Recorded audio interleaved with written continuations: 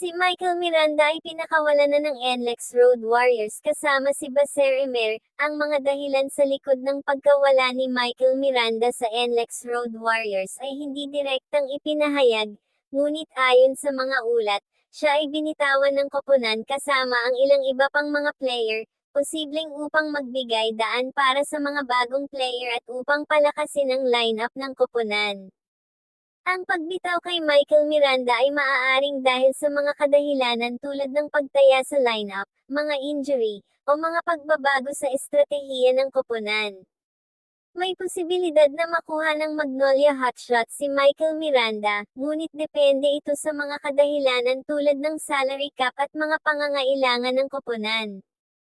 Kung walang bibitawang player, ang Magnolia Hotshots ay kailangang mag-adjust sa kanilang salary cap upang makakuha kay Michael Miranda.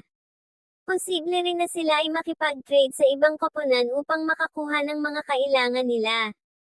Posible pa rin makuha ng Magnolia Hotshots si Michael Miranda, lalo na't nagkukulang sila sa center position. Ayon sa mga ulat, ang Magnolia Hotshots ay naghahanap ng mga bigman upang palakasin ang kanilang koponan, at si Michael Miranda ay isang magandang kandidato para sa posisyon na ito. Ang Magnolia Hotshots ay may mga center na sina Russell Escoto, at James Lapot, ngunit maaaring kailanganin nila ng karagdagang lakas sa posisyon na ito. Si Michael Miranda ay may karanasan at skills na maaaring makatulong sa koponan, lalo na sa pagdepensa at rebounding. Gayunpaman, kailangan pa ring makipag-usap sa NLEX Road Warriors at sa management ng Magnolia Hotshots upang malaman kung may posibilidad nga na kuhanin si Michael Miranda. Ang posibilidad na makuha ng Magnolia Hotshots si Michael Miranda ay medyo mataas, lalo na't nagkukulang sila sa center position. Ang epekto ng pagkuha kay Michael Miranda sa Magnolia Hotshots ay maaaring pagpapalakas sa koponan. Ang pagkuha kay Michael Miranda ay maaaring makatulong sa Magnolia Hotshots na magpakita ng mas mahusay na laro at makabalik sa championship contention. Si Michael Miranda ay isang bigman na may kakayahan sa loob ng paint, na maaaring makatulong sa Magnolia Hotshots sa kanilang pagtangka na makakuha ng mga puntos at kontrolin ang mga bola. Si Michael Miranda ay may karanasan sa PBA at maaaring makatulong sa mga batang manlalaro ng Magnolia Hotshots sa kanilang paglaki at pag-unlad. Si Michael Miranda ay isang magandang depensibo at maaaring makatulong sa Magnolia Hotshots sa kanilang pagtangka na pigilan ang mga kalabang koponan sa pag-score.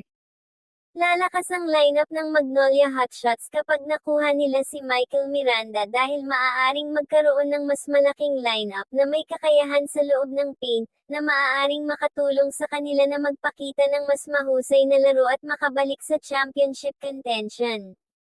Ang mga fans at PBA ay maaaring mag-antabi sa mga sumusunod na bagay.